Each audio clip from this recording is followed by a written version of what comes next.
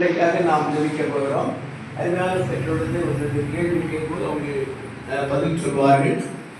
இந்த குழந்தை இந்த ஆண்டுகளுக்கு குழந்தைதானே, இந்த குழந்தை ஆண்டுகளுக்காக இந்த வளர்ப்பீர்களா? உலகத்துக்குரியதான சில விதமான ஆசபாசங்கள் நீங்களாக்கி ஆண்டுகள் உருவாக பெற்றோர் வளர்ப்பீர்களா? இந்த பிள்ளைங்க ஜெபிப்போம். எல்லாருடைய வலது கையையும் இங்கே நீட்டுங்க. இந்த பிள்ளை ஆசீர்வதிப்போம்.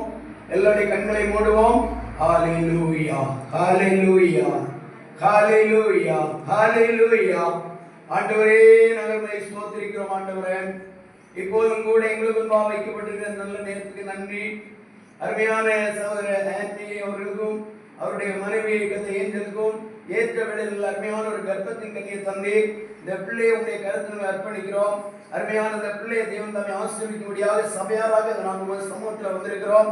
பிள்ளை மேல தேவனுடைய அபிஷேகமும் உடைய ஆசீர்வாதம் அளவில்லாமல் இறங்கும்படியாக, தேவ பிரசன்னம் பிள்ளையை தொடும்படியாக, தேவனுடைய மகிமை பிள்ளை தொட்டு ஆசீர்வதித்து அனுக்கிரம் பண்ணி அலங்கரிக்கத்தக்கதாக உடைய கருத்தில் ஒப்பு கொடுக்கிறோம். ஆண்டவரே, இந்த நாள் முதல் குழந்தைக்கு வியாதிகள், பலவீனங்கள், சத்துடைய கிரியை ஒன்று மேற்கொள்ளாதபடி உடைய பாதுகாப்பிற்குள்ளாக பிள்ளைகள் மறைத்துக் கொள்ள வேண்டும். நல்ல விதமாய் புத்தியிலும் அறிவிலும் ஞானத்திலும் கிருபையிலும் நல்லவரை கத்தாவே அப்போவாசை போல ஈசாக்கை போல ஆசீர்வாதமாக வளர்ந்து மேன்மையடைய ஆண்டுடைய மெல்லிய சத்தம் கேட்க தேவனுடைய கிருபை பிள்ளைகளை தங்க தேவ கருத்துடன் ஒப்பு கொடுத்து பிள்ளைக்காரங்கள் ஜெபிக்கிறோம். நோய் நொடிகள், எந்த விதமான வன்கண் எரிச்சல் ஆவியா சுத்தாடி கிரிகள் ஒன்றுமே பிள்ளை மேற்கொள்ளாதபடி தேவ மகிமை பிள்ளை மூடும்படியால் தேவனுடைய கருத்துடன் ஒப்பு கொடுத்து பிதா குமாரன் பரிசுத்தாவின் திரிய நாமத்தினால் பிள்ளை ஆசீர்வதிக்கிறேன். தேவனுடைய கரம் கூட இருக்கட்டும். இயேசு ரத்தத்தால் ஜெயம் எடுக்கிறேன். இயேசு ரத்தத்தால் ஜெயம் எடுக்கிறேன். இயேசு ரத்தத்தால் ஜெயம் எடுக்கிறேன். ஆசீர்வதி